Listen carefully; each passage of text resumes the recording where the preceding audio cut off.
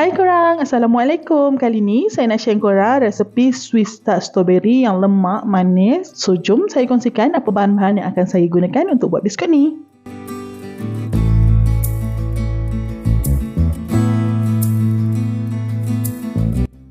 Pertama sekali, saya menggunakan 250 gram butter. Kalau korang nak sedap, korang boleh menggunakan pure butter, okey? Kemudian saya masukkan 75 gram gula icing dan kemudian kita mix sehingga sebati. Butter dan gula icing ni korang mix sehingga sebati saja, jangan sampai kembang. Kalau tidak, nanti masa korang bakar, korang punya biskut akan mengembang, okey?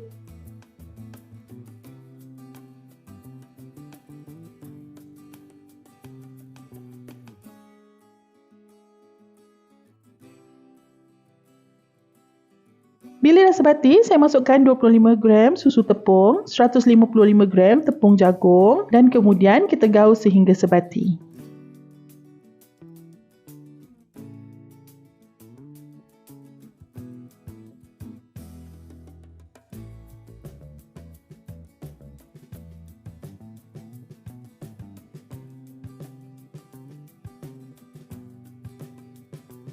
Kemudian saya masukkan dalam anggaran 160 hingga 180 gram tepung gandum. Kita akan mix sehingga sebati. Untuk tepung gandum ni, korang masukkan sedikit demi sedikit sehingga adunan kita ni tak terlalu keras. Biarkan lembut dan mudah untuk dipipe nanti, okey?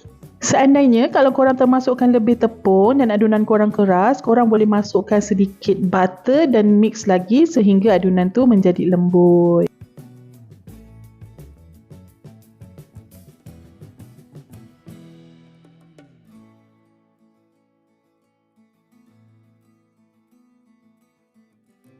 Bila dah siap, saya masukkan 30 gram chocolate rice dan kemudian kita mix sehingga sebati.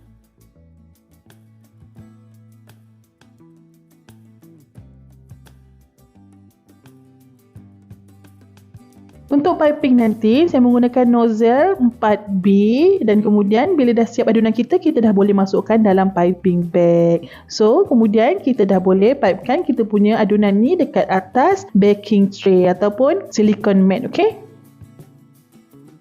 Kalau korang tak ada silicone mat, tak ada masalah, boleh je terus korang pipekan dekat atas korang punya baking tray, okey? So, kita akan buat sehingga adunan kita ni habis.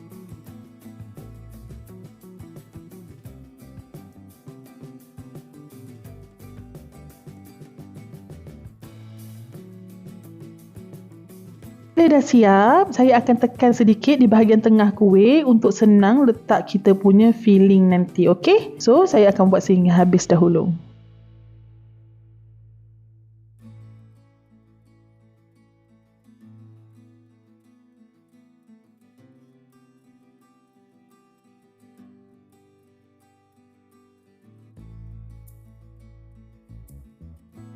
Kemudian kita dah boleh letakkan kita punya filling strawberry. Korang boleh dapatkan di mana-mana kedai bakery yang berdekatan dengan tempat korang. Okay? So kita akan pipekan kita punya filling strawberry ni sehingga habis dahulu.